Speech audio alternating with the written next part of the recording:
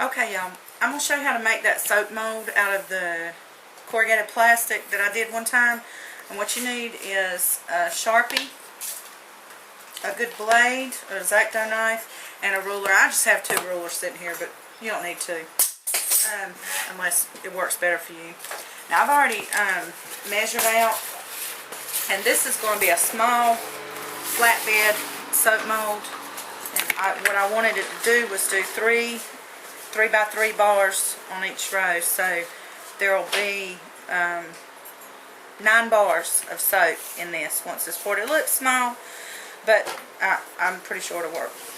What I do first, I always start over here at the corner, on a nice corner, because it helps me get everything even.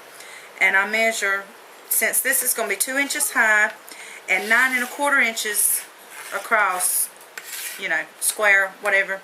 I do 9 1/4 because, you know, soap does shrink a little bit, and it just works better. So I measure out right here.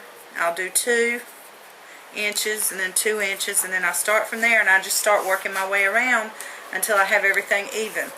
And then what I'm going to do next is very carefully cut out this mold.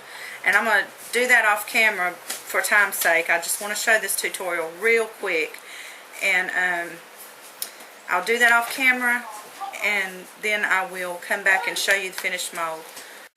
Okay, now I've cut the mold out all around here, and now what I'm going to do is not cut all the way through, but I'm going to cut these lines so that I can bend it. And you want to cut on the side you drew on, because you don't want that ink to bleed into your soap. You want the clean side to be used for where you pour the mold.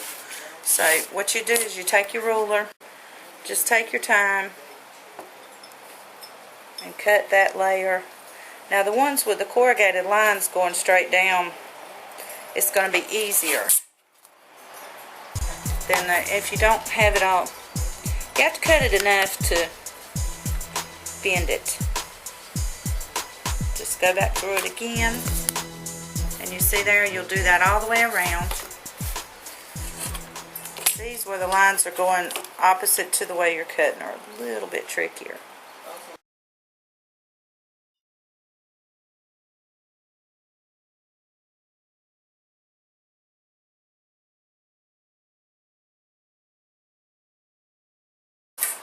Alright, there you have it. See, you'll take it and you can duct tape it together, or you can get a giant rubber band to hold it together.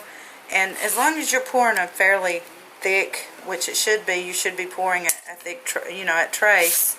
It doesn't leak. I made a shitload of these, and I haven't had a leakage problem with any of them. So see, you'll put all that together, and then you pour your soap in there. And you can even, I think I'm going to try making a grid to go into this one so that each bar is separated, because I want to do some embeds. You can make a grid out of the same corrugated plastic, and once you've poured the soap in there, you can just lay the grid down in there, and it should separate the bars, which is another reason to cut it at 9 1/4. You want to add a little bit, because that grid's going to take away from some of the size of the soap. So that's it.